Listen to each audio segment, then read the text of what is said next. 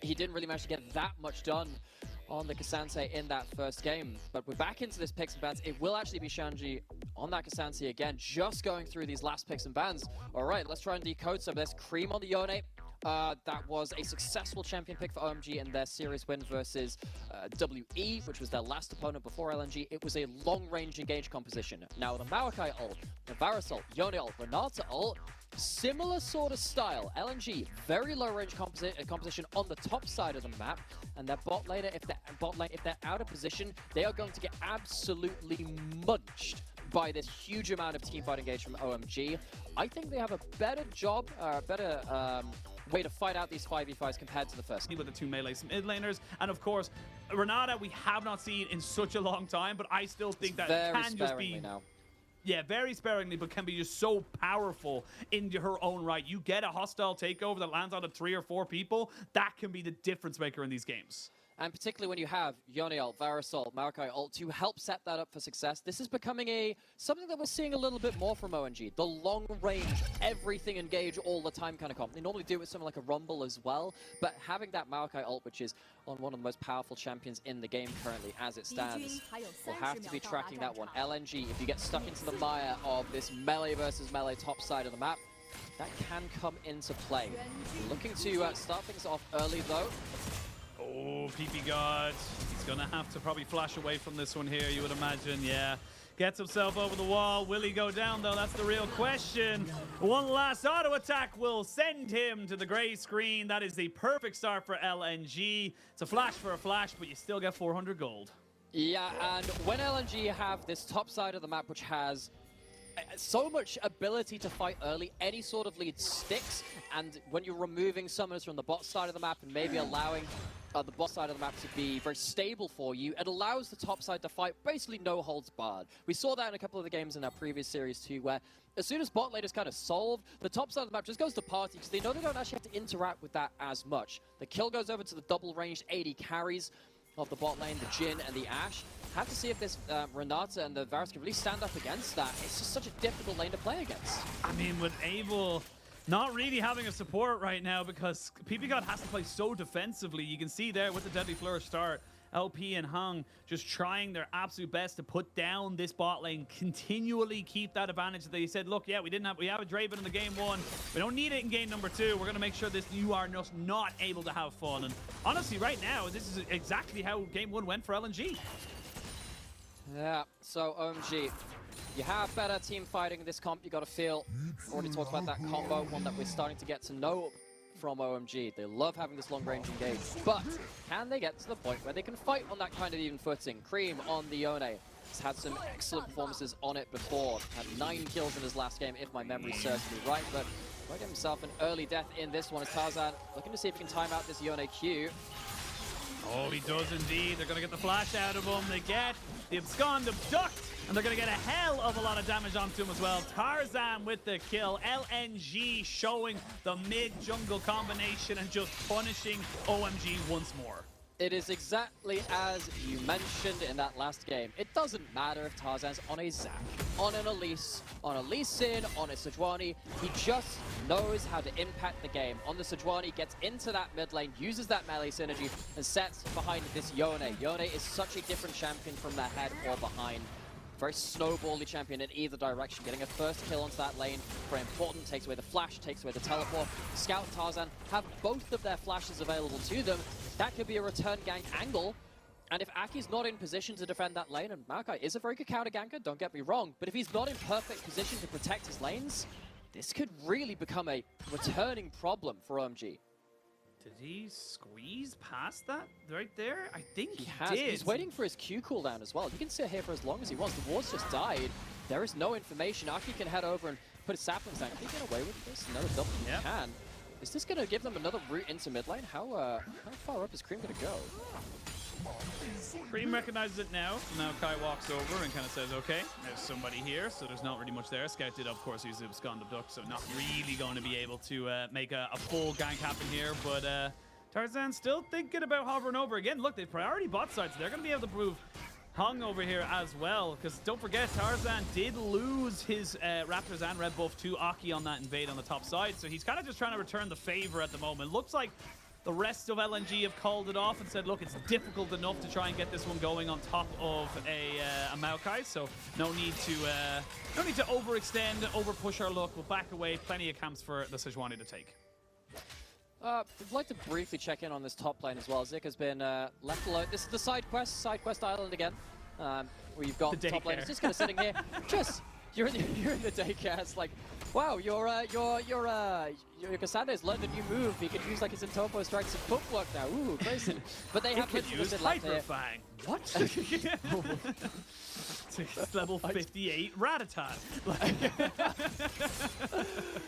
I play way too much Pokemon Blue and Red. We do it all here on the LPL, but they will be coming into effect a little bit later into the game. I haven't really had to see how the Sejuani will interact with that lane. The Sejuani Renekton is a very powerful combination, which was called out earlier in the game. I mentioned that, but Ksante is one of the best anti-Renekton Sejuani combos in the game too, because you have that W much like an Aurelia W, but with a dash attached to it. Gives you the ability to be unstoppable, get some damage reduction, and then kind of like work your way out of that play. Be very good at kind of like absorbing the players. And what this means really is that OMG, between their top jungle, they have some ways if they're in the right position to outplay and play defensively against that combination. I can understand actually with that in mind why Tarzan did make that decision to go towards that mid lane as well. Swingy matchup with less ability to outplay that Sejuani. But less about that mid lane. Tarzan getting himself a dragon to the mix. But this is going to be 2v1 on the top side, but on the opposite side of what we thought. Yeah, opposite side there. We are going to see the flash in by the Maokai as they try and make this one work. Flash for flash. Zika hasn't gone down just yet. He will have cooldowns in a second, so he's looking to try and maybe make this one work for himself. Nicely done there. Ooh. Thought maybe if he get one more auto attack off, he might have been able to take the Maokai with him. But now we're going to see Creme getting taken in on this mid lane here. He will get a little bit of CC down on top of him. Will force the flash out of Scout, as he almost had the fate sealed there for the LNG mid laner, but not to be. And now that we're seeing a couple more abilities being made available for OMG, they're kind of coming back to life.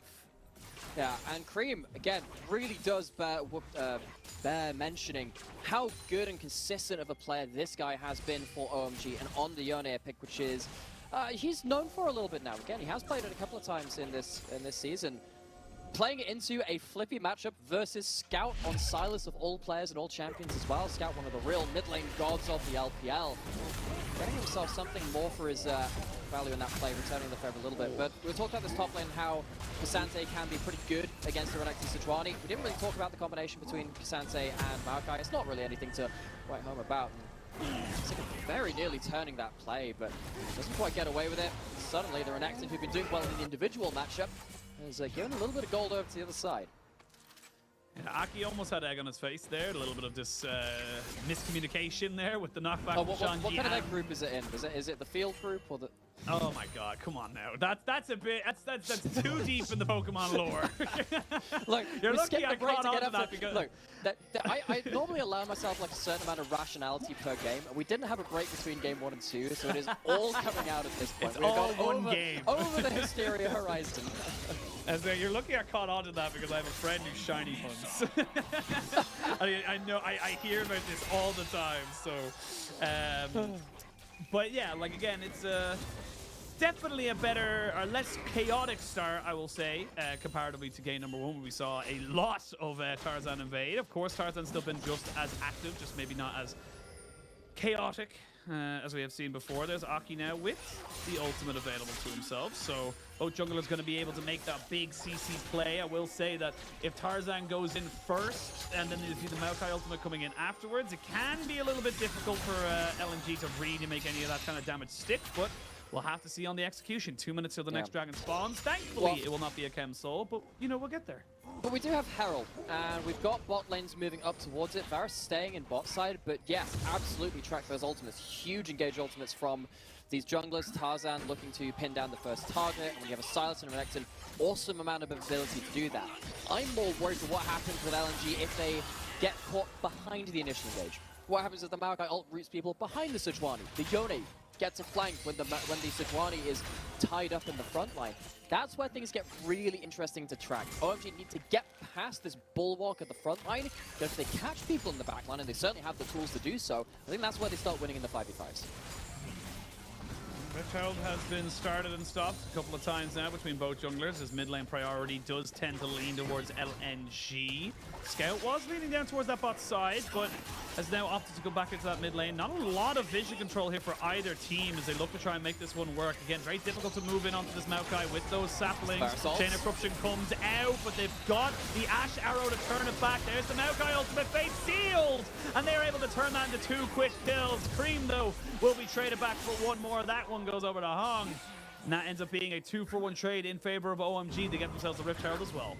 Yeah, and you can see the power that Yone can bring to these fights. You've got engagement of the junglers. Turns out the mid lane has got some to bring to bear as well. Scout didn't really get the best use of the stolen Maokai ult in that fight. It felt like if you could steal that away, that would have been a huge way to even up things in that play. But suddenly, that gold advantage which you'd accrued through that first blood, through that bot side, the bot lane advantage, that is now gone.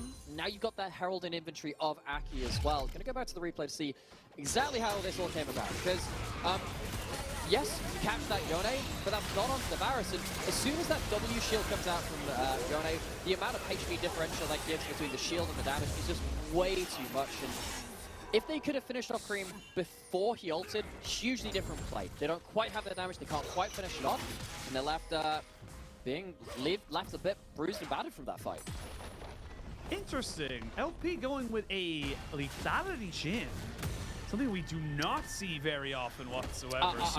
Actually, if I'm going to nerd out about this, we're seeing this a little bit more. We're also seeing the Muramana. This is a build which does a lot more damage to frontliners. Eclipse can sometimes come in later to the build. We've seen players like, we might just get a solo kill here as well. That could be fun. That could be fun. Zika, flash for flash. Shanji underneath the tower. She'll be able to walk away from this one here. Talk about item builds, and I'm like, yeah, Jhin goes for a lot of this damage. Maybe the Eclipse comes in later because the Mythic passive is, of course, percent penetration. But when you go towards the Muramana and you go towards the Eclipse and you get a couple of other kind of lethality items in, you can go towards the Serildus, you actually do an awful lot of damage from a very safe range to this front line. And when you consider that OMG are about long-range engage, catching the backline, the further away you can be, the better it is. But they're closing the distance themselves. I was just about to say, the further away you can be, the better it is. But for PP God, he's still alive. And with the creepy caterpillar cats coming over. Ooh, Hong almost got taken out. They try to go forward, and Abel is not able to keep himself alive. PP God ends up surviving this one. Flash! Boom! Deadly Flourish! One more auto attack, but he doesn't have the range. Not quite able to make that one work there, but it's LNG again, finding opportunities, pushing forward, making a nuisance of themselves. Yeah, and they are not as easily caught out this time. No Yone at the play, no ability to really close that distance onto someone like the ulting Jhin, and we're already starting to see how much work LP and Han can do from a very safe distance. Gonna go back into this replay to see how this one came across. Single target engage, that's what you're looking for. Abel being a pro, making sure he can guard with the Guardian and body blocking with his own form as well to make sure those 4 shots didn't come through. Scout though, just turn things around at least into that first kill. Scout trying to see if he can follow up the mid lane. They wanted to try and get the CC down, and it's all missing right now, so it really is not going into the position they wanted to. They do get them down in terms of the auto attacks, but now Hong has been left out to dry.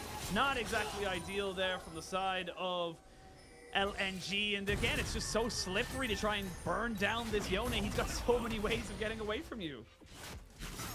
And once again, side quest island in this top side. Just left under turret. Shanji has the ult, not popping it right now. Tried to dive before. Where's the Domus? Creme!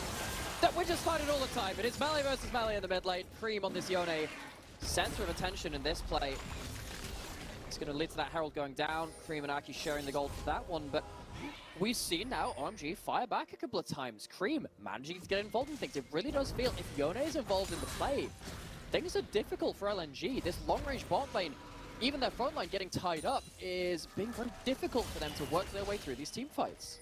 It really, really is, and Zika is not having a good time on this top side either. Renekton has kind of been left on his own, to be perfectly honest. Tarzan hasn't really gone there at all in any sense of the setup right now, but we'll have the Gore Drinker finally to try and deal with the Sunfire Cape of the Shanji, who's just kind of crashing the wave and has himself a little bit of a CS lead. So coming up to 15 minutes into the game, it is actually OMG with a slight gold advantage. 2 dragons, though, in favor of LNG, and Ocean Soul would be very, very nice for something like a Renekton and a Sylas. So right now, that's going to be the priority for LNG. They've been very good so far this series at stacking these early dragons and getting us towards that early soul. Again, we're going to be looking at a 22-minute soul if all things go well for LNG. Yeah, I think in this game, because it feels like it's going to be more about clutch engages, burst combos, something like an Ocean Soul is not going to be as potent as we saw in one of the games earlier today in the previous series, but it doesn't mean it doesn't have an impact. As you're saying, when you've got a Sejuan with a Radiant Virtue, you've got a Renekton Gorge Rinkering up in that front line with Kolomik as well coming through, it is very difficult to try and outplay that kind of situation when you've got that amount of extra HP ticking through. So, once again, 1 minute up until that dragon. Watch for this vision control. LNG holding on to good stuff for now, but they have themselves their Umbral Glaive, which very much helps in regards to that. Renata doesn't bring that to the table. So, vision control very, very key. Mid lane control too, pushing in that wave will help get extra entry into this river. And maybe we can start seeing OMG kind of form their full combo together for one of the first times this game. Having this huge long-range engage, catching people out from LNG with Yone flying over a wall. That's what I'm very worried about for LNG, to the point where actually, if they don't have good vision control, I don't think they should risk going towards this dragon. That is how dangerous OMG's combo can be if they do catch out someone like this Jhin on the flank. Zika is just having such a tough time right now. Not only is he kind of losing pressure, he's also down in the levels as well. So not going to be as impactful as you can see Creme and Scout duking it out as LP has to immediately use a cleanse, but there's a hell of a lot more CC following, and you've been brought away from the fight. That was so strange right there from the LNG AD carry, just kind of soaking up damage they just didn't really need to do. No, I really like how OMG approached that mid lane dive. I thought it was about this objective setup. You can see that Scout, Tarzan heading towards that bot side without realizing that actually the danger came from top jungle. That top lane matchup, which Zika has been struggling so much in, utilized by Shanji to get a play onto that mid lane, gives him that dragon for free, stops that soul becoming a burgeoning threat. And when you give an extra ability for someone like the Yone to get extra items under their belt, very dangerous prospects. LNG no longer going to get themselves the early soul win condition. Now we have to see, how do LNG approach the next couple of minutes? They probably do still want to be getting up towards these objectives, but if they don't have the ability to play around their vision the way that they can do around these objectives, a lot of their composition is going to be quite difficult. How are they going to play around this single target CC when they can't protect their backline like this? Again, just very, as you say, that's, I suppose, just kind of misjudged, I think is the best way to put it. Shanji now moving forward onto Zika. Hong is there as well. Hong needs to be careful. I was going to say, he's going to have to flash, but he gets dropped back straight away. He's dead. They are just really underestimating the power that Shanji has on this Ksante, and he's punishing them rightly. And this is exactly why, what we were just talking about, what we're worried for LNG now, because despite having a good single target composition which can fight front to back in their own way, if you don't have the vision for that, you're going to get picked apart by OMG and their ability to push in on these side lanes and engage over walls. Now they're looking to get something here, but this is a combo you should have used probably about 10 levels ago. It's not there right now, and Shanji is walking up, and yes, Sylas is coming through. Shanji can just ult someone through a wall. I think he actually makes it out of this. I don't think he does if he goes that way, though, because guess what? You can steal away the ultimate, and you can bring him further away. Good proactive play here from LNG, finally getting something going for them against this Ksante. Okay, fair play. Actually do manage to drag him back with the stolen all out. Drags him through the wall before he can get his own way out of things. Important kill. Pins OMG back on that top side of the map. Stops them having winning side lanes on both sides of the rift. Still, godly to OMG, being able to push in this mid lane, and despite that one kill, it's not really... That's the first stage of something. The second stage needs to be taking over an area of the map and then being able to play around it. The arrow doesn't lead to anything in that mid lane, and LNG, despite being able to clean up house with that Ksante, it's stalled out from there. It's the start of something which hasn't really been able to be capitalized on. Wait to see now, OMG still have an advantage, still looking very good the longer this game goes on. Again, it's very interesting to see LP go towards that more lethality-based build, like I say, with the Muramana and, of course, the Eclipse. How does that? I was just about. How the hell does that ward not see him there? But it didn't. But geometry. yeah, well, just how it is. Just the movement of the map, as you can see now. Ooh, a Fate Seal that was stolen. Not going to be the seal of the deal onto this top lane. That's a TP down now as well. So these are small little things that aren't really working out that great for the side of LNG. OMG just calm, cool, collected, making sure that they're picking up what they want. And if you look at the items they picked up as well, they've gone with the on-hit Varus. They're going to say, look, we're gonna shred you. We're gonna shred the objectives as well. So we're not really worried about a timer. We're not really worried about, you know, anyone kind of losing relevancy in the next, you know, 10, 20 minutes. Yeah, that build is literally saying that, okay, you have a Renekton, Sejuan, and a Sylas who are getting melee. I want the extra shield, and everyone else is pinning people down in front of me anyway. I actually have good damage with that shield bow, being able to rack through these tanks. I actually like this from Abel an awful lot. You're not going to win the poke versus poke trade versus the Jhin and the Ashe, so why try and beat them at their own game when you can win in another facet? Scout on the flank has the flash. Which ult is he looking to steal? Are they even looking for the fight? I imagine he's looking at me. I was going to say, probably the Varus Chain of Corruption immediately has to be cleansed away. Actually, Cleanse and Mikhail's were used. A little bit of a miscommunication. Yeah, double tap there, unfortunately. Just give him a little bit of extra healing off the back of it, so not the worst thing in the world. But won't have now the Cleanse or possibly the Mikhail's before this Dragon spawns in a minute's time. And again, LNG is still looking for that win condition. No TP for Creme, as he's going to have to try and reset now after pushing this wave. Okay, once again, we're really starting to worry for LNG in this composition. We were kind of asking already over the last phase to play, okay, you've kind of taken down Shanji in this side lane, that's cool. What are you doing with that next? How are you actually engaging onto these enemy targets? And we talked about it being single target. Renata has that first item, Mikhail's Blessing. You talked about that being very important there. There's the Cleanse on Varus. Yeah, not helpful to use both of them, but having them available means that LNG need to really start problem solving as to how they're going to start getting advantages in this game. They have the arrow back up with the cleanses down. Maybe this is your timing window, but you got to find something. They found the flash, and a fair bit of damage on a PP got enabled, as Shelly is not going to be able to do her favorite thing in the world. Very sad, F's in the chat.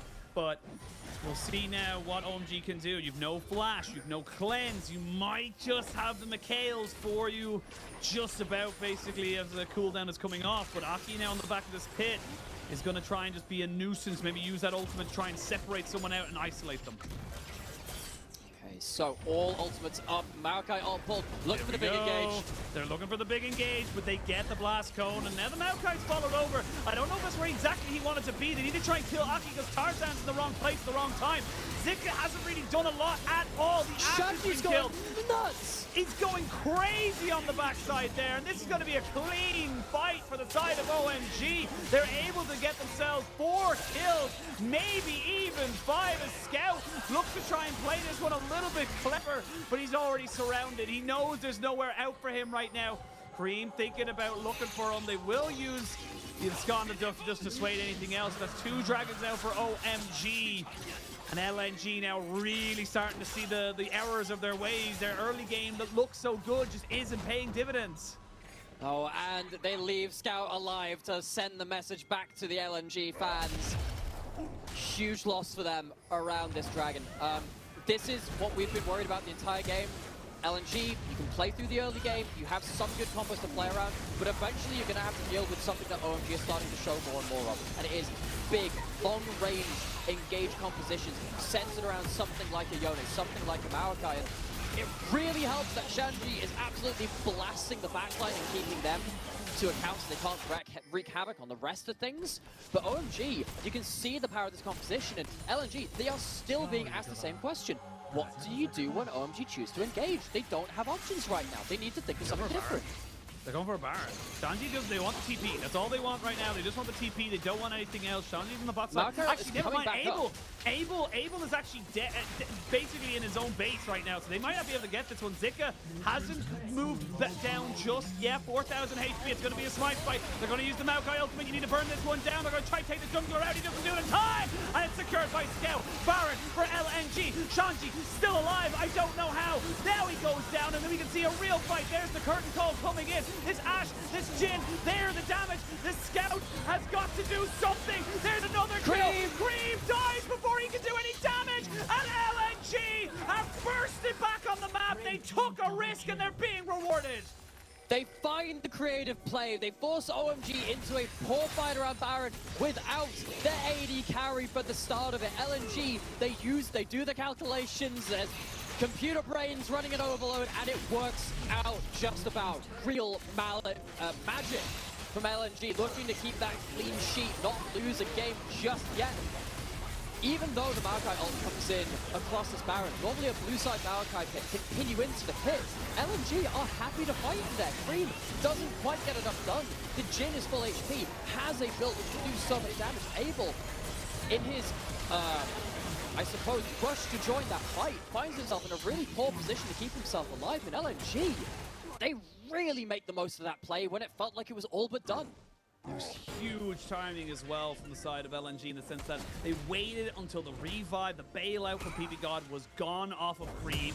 Then they focused him as he tried to go in on that. So really nicely done there, just making sure he doesn't get the free revive, making sure he doesn't get an extra couple of seconds off of it, you know, to make a damage or two down and get himself off. So really, really well done by them. And now we're coming into a game where LNG have made a 6,000 gold swing. Effectively, Arrow. as you can see it, Ashe arrow lands on the PPGod, not really the one they're going to be able to kind of go onto as Shanji is there. There's going to be the Chain of Corruption coming out alongside the Glacial Prison. PPGod hasn't been able to move. A good ultimate might be the death of Scout. Yes, it is. They're going to get the ultimate as well off of the Yone, who tries to move forward onto this one here. Sejuan has gone down. LNG, you tried too much. You bit off more than you could chew. OMG can run up there. They can end the game. You don't have wave clear. Oh, the magic they had at the Baron has fizzled out. The fairy dust is gone. It is a Pixie's nightmare. That deal turns so sour. And just as they felt like they'd gotten something good, they got themselves some items to play around. Now they find themselves losing even more gold. That Baron power play is going to be all but thrown to the wind, losing an inhibitor. OMG back on the map in force. Oh, you just tried to hard force it, and again, you talked about it so much. The turnaround from OMG, the counter engage available to him, the hostile takeover, the ultimate from the Maokai, just the Shanji ultimate to be able to take someone out and away from the fight. It's just too big, and they stopped blood in the water. Yeah, and actually one of the big things about the difference between this fight, which OMG win, and the one that they just lost to the Baron, there was no Renata ult at the Baron. Aki comes in with a really clutch block to allow PPGod enough time to force LP back with that ultimate, to force some extra damage coming through. And LNG, they can't defend this position. They don't manage to take down Creme early on into the fight. Never mind someone like Shanji, who runs wild on the backline once again. And OMG back onto the map now, back in their own side of the jungle though, with 30 seconds to spare on this Dragon Swarm. I think LNG, if they can control one of these choke points, maybe they can find themselves something to fight around. Look for the next arrow. Mikhail's is back up. Cleanse is back up. It's a hard job landing your mark onto a target which can actually stop that cleanse. Maokai ult stolen though. Another way to control that threat. This could be the final fight. You can see there, Super Minions now pushing into that, towards that mid lane. LNG know they're on a bit of a timer. They don't want to give away a Quadra Mount or Ocean Soul. There's a good Maokai ultimate, lands on the two. They're getting some decent damage on the Shanji, who gets the Mikhails. Important to recognize that one there. We're going to see Nove's gone abduct. They're going to use a lot of damage now onto Aki. They're not able to get some more down onto it. No one dies just yet, but they've got some decent damage. Sanji gets caught out. They're going to try and get Zika onto the backside. He flashes in on top of Abel. They're going to have to try and take out Creme as well. He will fall. And LNG have said, look, that was just a blip on the radar. It's not a big deal. We still own this map. They're going to get the 2 kills. They're going to be able to get the dragon. And this game shall continue. Jhin gets massive value in that fight. Now LNG, they get themselves another dragon, and they're showing that actually, if you get the right terrain, they can fight these out as well. There's no easy way for Yone to get into the backline in that fight. Way too far away, and Shanji also not able to impact things. LNG, they've been asked an awful lot of questions this game. How do you puzzle out this big engage combo? How do you puzzle out keeping your backline safe? They've managed to find a couple of answers to it now. Scout, Zika, holding up different flank angles. Creme uses his first E in this fight to try and keep Zika at bay, but that means he's not getting on top of this Jhin, not getting on top of someone like Scout either. And Creme struggles to get value, whereas the solo laners and the AD carry of LNG get maximum value for themselves. Yeah, and the Chain of Corruption only lands on the Hong as well, so you're kind of after the Chain of Corruption goes, you don't really have the hostile takeover. It's just like, what else do you have to stop them from running on top of you? And I think it was just really good kiting out there from LNG as they come back out with the Soul Point. We're going to have Baron spawning in 30 seconds, but honestly, the way things have been going, it feels like when OMG fight at an objective, they lose, but when they fight in just a kind of an open plane, like you said, the mid lane or such, they have such a better advantage. So I really am curious to see now what kind of terrain they want to try and fight into, and right now, it's just hard.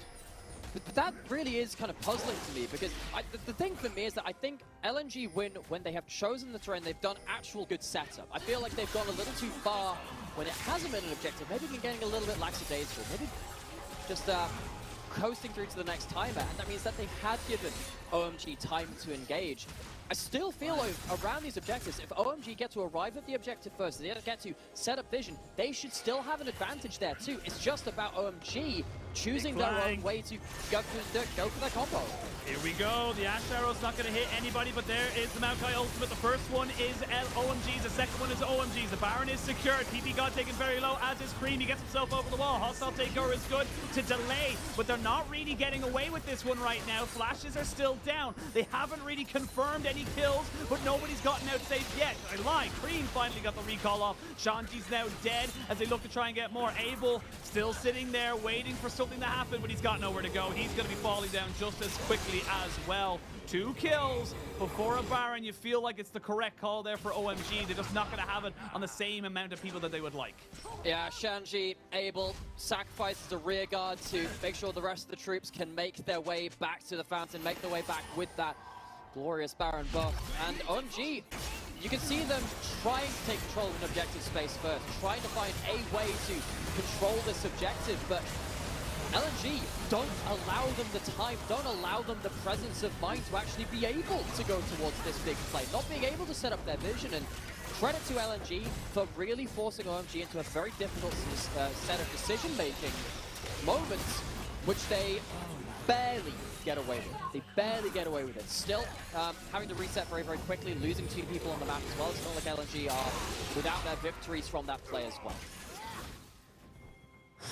It's a close game. 2 minutes are just a little bit underneath it for the next Dragon to spawn. That will be Soul for LNG. 25 towers to 4, 14 kill apiece. Gold is effectively even. There is a Baron for another minute and 30 seconds. So you will have Baron to be able to kind of coax your waves up and get yourself set up into a position now of power. Inhibitor going to be just respawned, actually. So LNG will have that presence now around this objective, not worrying about super minions maybe collapsing on top of them. There's some great vision on that bot side as well. I will note, though, that you did use the TP from Scout to get that great flank to kind of pincer them in. He won't have that this time around. He does nearly have himself a Magi Soul Stealer if he wants to try and upgrade it just before this next fight, but a minute till Dragon. Well, this key is going to be key objective setup. Shanji not quite quite managed to channel W in time, but those are big ultimates used. Those are huge ultimates used. That Maokai ult has been game turning in some of these big fights. Aki not going to have access to it. It's not ranked 3 yet. Got a minute on this Dragon spawning, and I feel like that is a moment of impatience, maybe a misread on the play, which means that, yeah, I think it's panic. And now OMG, one less big tool to deal with. They do have some other big tools to put into perspective, though. Double GA onto the Yone and onto the Varus. Incredibly important. Stopwatch on the Maokai. And on the other side, you've only really got that one stopwatch in the form of the Zhonya's on Scout in terms of the ability to buy that extra bit of time. It's not like they don't have some big breakpoints for this. They're also buying some elixirs. You can see a couple of them hanging around. Elixir of Iron on Shanji. He's got a bit more tenacity to bring to bear as well. Again, it really does feel like with 3 Dragons from LNG, Soul on the table, this could be the deciding fight. There is still no Maokai ult. You have got the Ashe ult though, and that's the difference. That's why you don't have a problem throwing it out every now and again. They want to try and delay this if you're OMG. You know you're down a big tool that would just be massive for this team fight. Shanji trying to be aggressive, pushing forward. They just about get it on top, so now Aki will just about have access to it. They've delayed it just long enough, so OMG back up to a full deck of cards. Zika trying to maybe just move forward on top of this. Scout gonna go soak up a little bit of damage here and then throw out a little bit of a ult of his own. They do catch out a lot of people. Creme taken very, very low. They can use the curtain call. Zika trying to jump onto the backside here and be a nuisance, and they get on top of everybody. Shanji trying to go God mode. The GA has been popped onto Creme. Ashe is dead. There's 2 GAs. They had second lives. They're finally going for it. Shanji, it's just too big on this backside, and OMG come out with the fight. OMG have done it. I think with that, that will be the first game loss of 2023 for LNG. Undefeated no more, but they were given a run for their money, were OMG. It is hard fought. They had to take a couple of teamfight losses back to back with the minion wave in tow. And only Tarzan standing between them and those Nexus towers. This should be it. It should be it. He's trying to see if he can get rid of the minions, but it's just not going to happen right now. Just so many tools, so many second lives available for OMG as they look to try and make this one work. Abel flashes away because he knows he doesn't want to give over another little bit of kill participation, but even if they kill off, I think honestly they kill off 2 people here, it doesn't even matter, to be honest. Ksante is going to be able to end this game. Shanji gets the final last hit, and OMG give LNG their first game loss of 2023. And this is exactly why we were talking about this kind of series as a very good benchmark for where our teams currently stand in LPL Spring 2023. LNG undefeated in series, undefeated in best of ones before this as well, sat at 3-0 with a 6-0 game score. But you have teams like OMG, which are, though inconsistent and a little scrappy, they are a team which can punch very, very high despite having some low lows thrown in there as well. In this game, they come out with another very innovative composition. They had that an awful lot through spring of 2022 in particular, and they bring it out again today to give themselves a little bit more of a fighting chance against LNG, bring it through to that series point. Yeah, I mean, great moves from OMG, and honestly, it did feel like it was going to be on Shanji. Shanji was just able to separate someone out every single fight. And the ones fights that he didn't, that was when LNG were able to win. That was when they were able to kind of poke him out, get him down to below half HP, and all of a sudden he wasn't as confident, he wasn't as brave to move forward with that. And this Ksante just proves time and time again that it is such a problem having the ability to be able to build so much tank stats and yet still be able to take people out in 1v1s against like a Renekton, a Sylas, whatever it is. It's just ridiculous, and it's the reason why we've seen it such a high ban presence. Yeah, and it does have nerfs coming in the future as well. You lose a lot more resistance on your ult when it comes through to 13.3. That's a while away, though. We are going to have to deal with a very long time away. Ksante being a big factor for a little while yet, and particularly with something like even stuff like Kindred being banned away as a great anti-tank champion for the jungle, he has less to be worried about with stuff like Jax being continually on the ban list. Also something which is harder to punish in a 1v1 lane setting and in a team composition to some extent as well. I mean, this champion has been very successful in the LPL. Lots of very talented players of that champion, and Shanji ranking amongst them as well, alongside having his own pocket picks. And that damage graph shows you how fun of a champion Maokai could be as well. Went for the double burn build, went for those saplings, and because everything came around to those objectives, you don't really have a choice. You have to run through that minefield of those saplings. And OMG, like we said, it was hard fought for, but they do walk away with that win, and that is that gold graph tells the story. Yeah, I mean, it was very much a back and forth, one haymaker after the other trying to make this one win. But again, I gotta say, like, LNG, I gotta give a little bit of kind of question marks over the prioritization. I feel like if Tarzan had just kind of stuck to the top side, your bot lane's winning, you don't need to do much else there. Yes, you can double down on it, which he did, but get that dragon, move up top, get Zika going, so this Ksante is just never in the priority, because we saw it on multiple occasions that Shanji would just push in, Zika would collect the wave, but because of that difference in priority, Shanji was able to make plays. Shanji was able to be in the area before everyone else. That was one of the first big plays which really defined this game, the catch onto that Jhin in the mid lane, just as OMG were looking for their first couple of combos of the game. Suddenly, LNG couldn't look for that objective, and this will be a very important learning experience for LNG. They hadn't been handed a loss yet, and to see that it was handed to them because they had some very clean objective setups, but they fell short in a couple of the very key ones, will be an important takeaway to say, okay, we are still in this series for now. Yeah. We have a lot to learn and a lot to kind of shine around the edges to be able to be more clean around these objectives where this game was really decided. Yeah, and it does feel like, honestly, I wouldn't be surprised to see LNG ban away the Ksante in the next game, but we'll have to wait and see. We're going to send it to a quick break, and when we return, we're going to have our third game of the series and our final game of the day. We'll see you soon.